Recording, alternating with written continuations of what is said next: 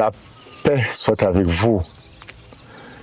Continuons notre cheminement de carême. Nous méditons aujourd'hui sur la figure du centurion romain.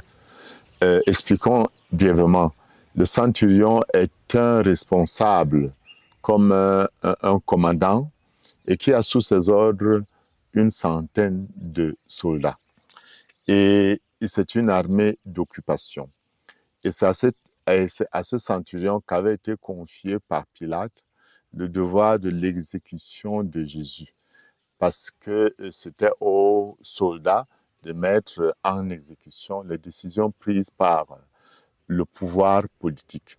Alors ce centurion est un homme, même comme il est païen, qui regarde, qui analyse, qui juge et qui comprend que dans la mort de Jésus, il n'y a pas que ce qu'on voit. Il y a quelque chose de plus. Il a vu comment Jésus condamné marche, comment il est tombé.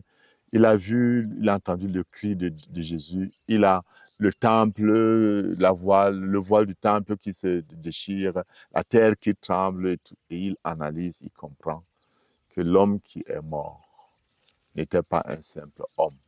Un de deux, c'était pas du tout un usurpateur, c'était pas, et loin de là, un blasphémateur. Et il proclame, vraiment, cet homme est le Fils de Dieu. C'est un païen qui fait une marche. Il passe d'un point A à un point B. Nous tous, nous pouvons progresser dans la foi.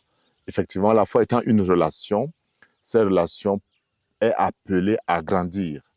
Et elle grandit quand nous analysons notamment ce qui arrive dans notre vie, comme la Vierge Marie, gardant ça dans notre cœur, nous confrontant à la Bible, nous laissant interpeller par la grâce de Dieu. Il est important d'entrer dans une démarche de croissance. Alors, il est également important d'apprendre à professer sa foi. Comme chrétiens pendant le carême, nous pouvons apprendre, comme cet homme, cette prière, la dire à haute voix. Jésus, tu es vraiment le Fils de Dieu. Jésus, tu es vraiment mon Sauveur. Jésus, tu es vraiment mon Roi. Nous pouvons également apprendre à partager les messages de foi. Je sais que beaucoup le font déjà dans vos statuts, dans les messages que vous envoyez au bureau, afficher quelque chose.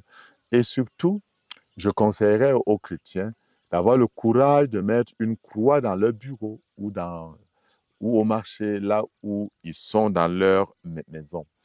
Et aujourd'hui, rendre un service au nom de Jésus, peut-être un service qui est lié à la foi.